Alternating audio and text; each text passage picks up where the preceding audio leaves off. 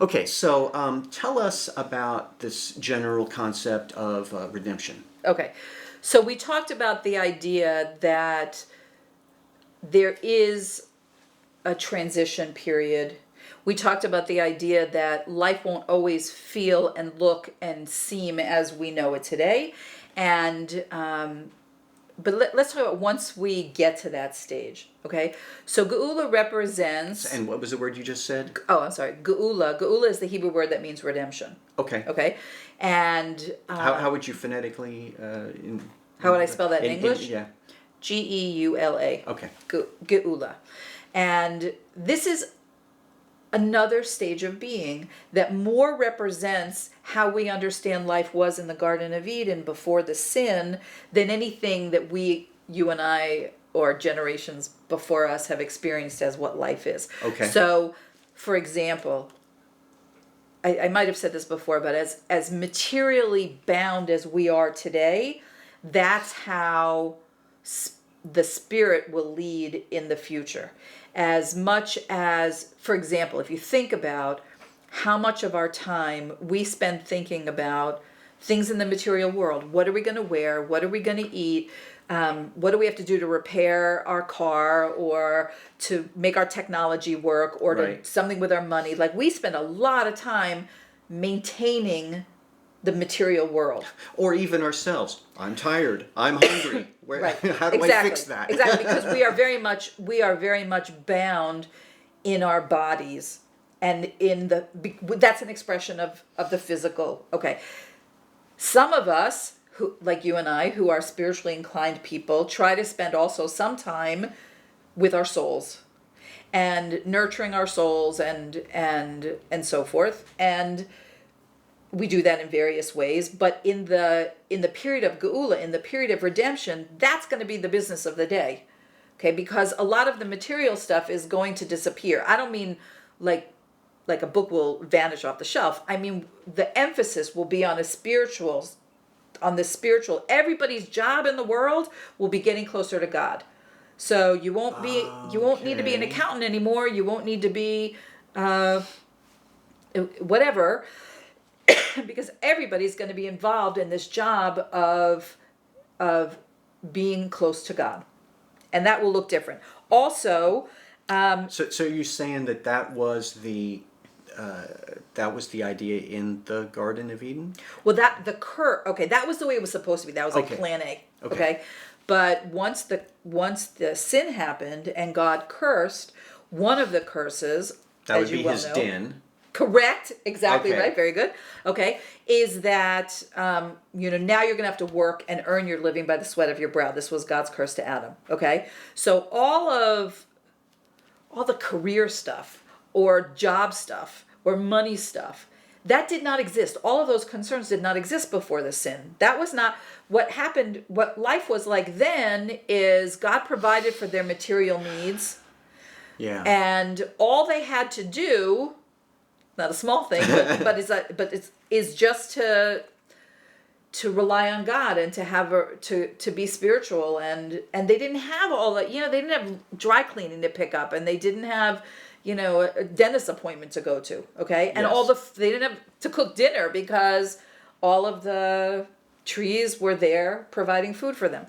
Although eventually, hopefully, they were going to get to the point where they would propagate the species and but the new generations would also be spiritual beings. Yeah, true. Okay, so that didn't happen. So now now we're in plan B. Okay, and that's been all of human history, and part of that includes what as a consequence of the sin, is how I see it, is that evil comes into the world. But when we return to that stage, there's no more evil. There's no more sexism. There's no more racism. There's no more oppression of any kind. Yeah. There's no more conflict between human beings, because we are all living an elevated existence. So our material needs, whatever they are much diminished and are taken care of, and it frees us up. This is so cool. When I think about this actually happening potentially in my lifetime, it's really mind-blowing. It is. Yes. It is. Yes. So that instead of studying whatever people study. Instead of studying in universities to become something so you can earn money, so you can take care of your material needs, you will study the Word of God. You will relate to all people in a much more, I don't mean you personally, we will all relate to one another in a conflict-free kind of way, because we're not competing for material resources anymore.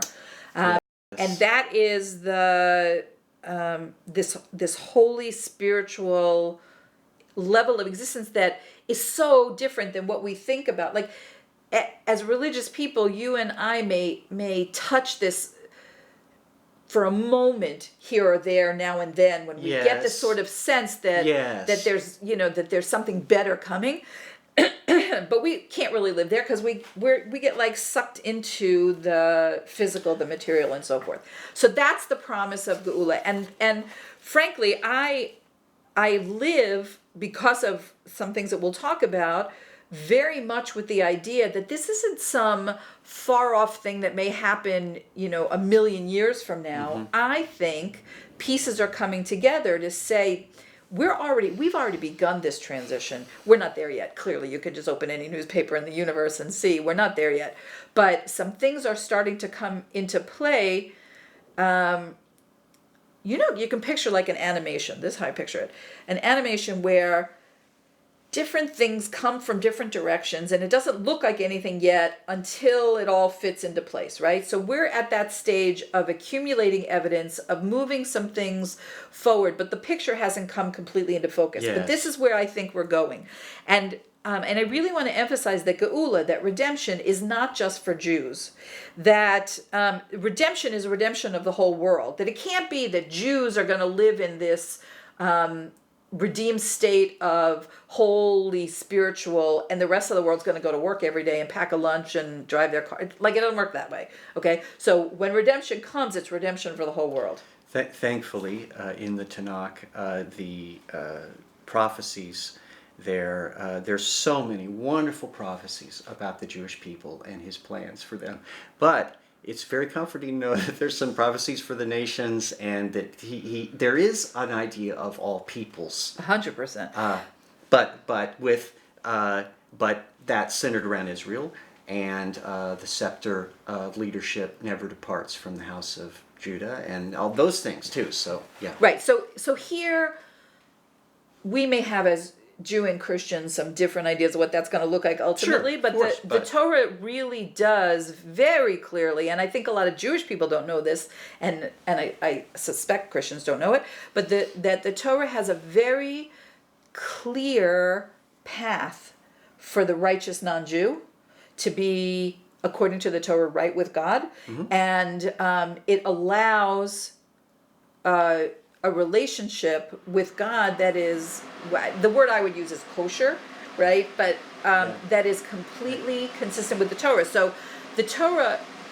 By the way, the tea kettle in the background, yes, I think it's agreeing that there should be a nice relationship. Just when you said that. Right, it's warming up. It's warming up. Okay. Redemption. So it's not... When redemption comes, everyone gets elevated to the next level. Yes. Spiritually elevated, wherever you are. Let's say you're a non-believer, okay? If you, redemption comes, you get elevated to, I think it'd be like so clear that God is in the world and so forth. But if you are already a believer and you have been working on things, then you get access to a higher level of the kind of insight we were talking about, and so on. So up the ladder.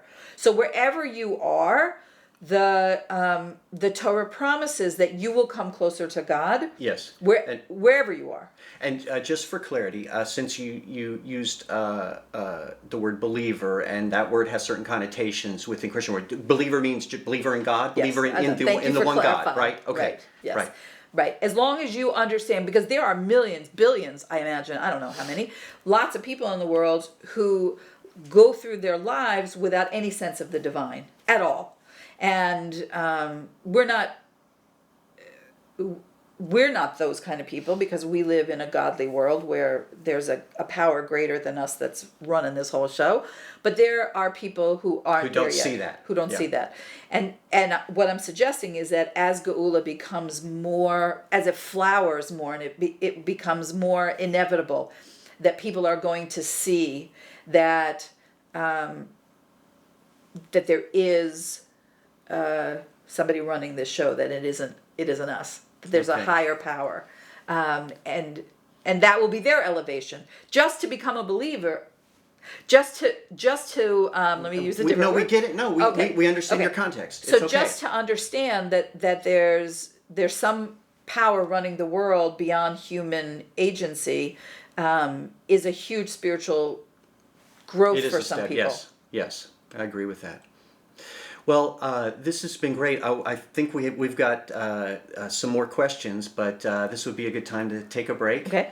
And so I hope you stay with us, and I hope you're as excited as I am, and look forward to getting back to this topic in our next segment. So until then, shalom.